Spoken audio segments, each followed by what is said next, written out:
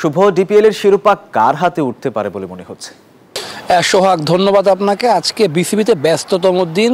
একদিকে ডিপিএল এর শিরোপা নির্ধারণী ম্যাচ এবং এই ম্যাচে যারাই জিতবে তারাই কিন্তু শিরোপা জিতবে। যদিও এখন পর্যন্ত পয়েন্ট টেবিলে আবাহনী এগিয়ে রয়েছে, কিন্তু তার সঙ্গে যে বিষয়টি যে হেড টু হেডে যদি মোহামেডান আজকে জিতে যায়, তারা 240 রান করেছে, 241 রানের টার্গেট দিয়েছে, তাহলে কিন্তু তারা লিস্ট এ হওয়ার পর, অর্থাৎ 2013 সাল থেকে লিস্ট এ মর্যাদা পায় ডিপিএল, তারপর প্রথমবারের মতো শিরোপা জিতবে। তবে তার সঙ্গে কিন্তু আলোচনা আছে বিসিবির বোর্ড মিটিং। এরই মধ্যে দুবার সময় পরিবর্তন হয়েছে। শুরুতে 11টার সময় বোর্ড মিটিং হওয়ার কথা ছিল, সেটি পিছিয়ে 12টা, কিন্তু শেষ পর্যন্ত 2টার সময় নির্ধারণ হয়েছে এবং এই বোর্ড মিটিংয়ে একাধিক বিষয়ে সিদ্ধান্ত আসবে।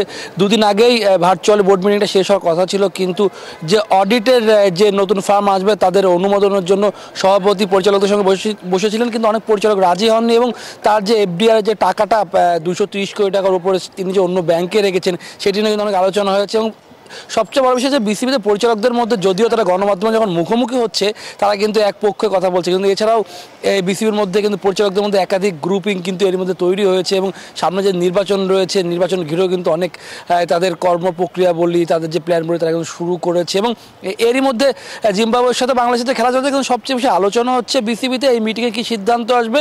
এবং ফারুক আহমেদ, তিনি দুদিন আগে একটি প্রোগ্রামে গিয়েছিলেন, তিনি গণমাধ্যমের মুখোমুখি হননি, তাকে কিছুটা আপসেট দেখা গিয়েছে। তবে আজকের দিনে কিন্তু অনেক বিষয়ে সিদ্ধান্ত আসবে। এরপর টি-20তে ক্যাপ্টেন্সির দায়িত্ব কাকে দেওয়া হচ্ছে, যদিও লিটন দাসের নাম আমরা শুনতে পাচ্ছি, এটি নিয়ে আলোচনা হচ্ছে। সোহাগ, এই ছিল মিরপুর থেকে আমার কাছে এখন পর্যন্ত সর্বশেষ। বান্ডেল থাকলে প্রতি সেনমানিতে টাকা বাঁচবে। বিকাশ সেনমানি বান্ডেল কিনে জিতুন প্রতি লেনদেনে।